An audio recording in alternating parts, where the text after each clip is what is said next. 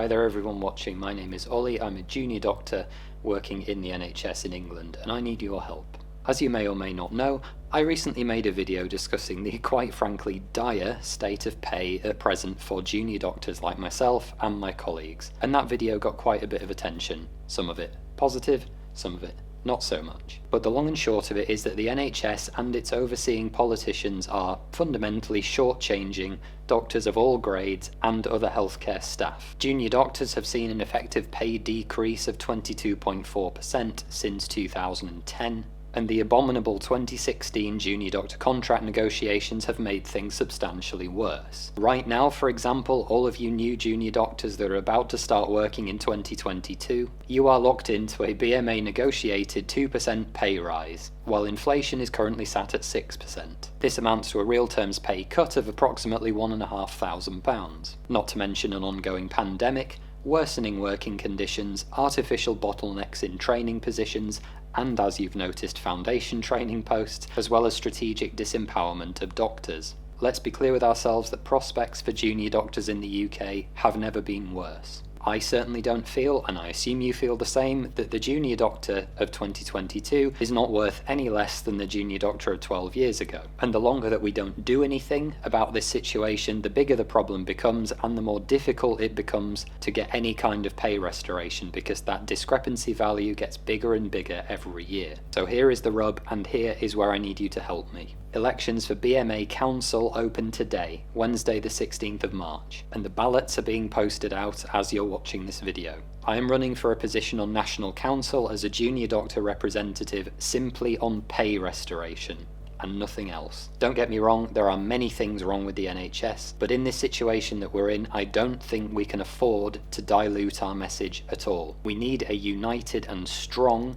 elected council with one powerful message, who are willing to take that message as far as it needs to be taken, up to and including industrial action and the strike, and not the half-hearted milquetoast negotiations that have happened in the past, but full and devastating withdrawal needs to be on the table. I can personally promise you that this will be my running message, and as you know, I am a die-hard advocate for transparency and accountability. I've stuck my neck out in the public domain on this issue before, because I think if we're not willing to do that, then things aren't going to change. So here's how you can help and how you can get involved and have a say in what's going on. Firstly, you need to make sure that you are a registered voting BMA member. Now, I know that lots of you don't necessarily like the BMA, but the key thing is this: only the BMA can call for industrial action. I know there is huge appetite to strike, and if that's ultimately what you want, it has to be done via the BMA. That's for better or worse how it is. So the first thing to do is register as a voting member, which has to be done before the 28th of March. You can join as a medical student in any year of your studies for a vastly reduced rate,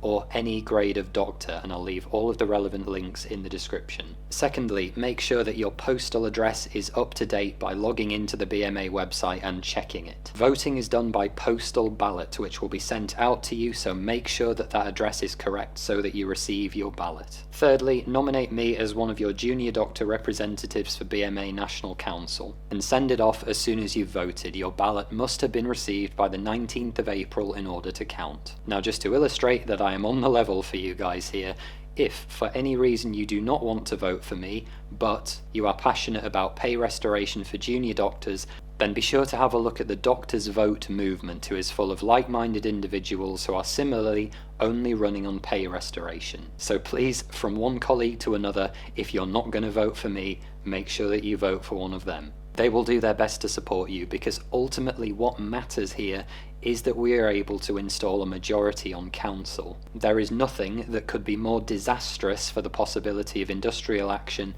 than a failed ballot. It has been an enormous privilege over the last 5 years to support many of you in your own way into medical school, and to support some of you as students on your path to becoming doctors. But now I come to you asking for your help. I need your votes ultimately, because we need to do something. Time is running out, and I promise you that I'm here to help get your salary back. Nothing less than that is good enough. Thank you all, and good luck to my colleagues running.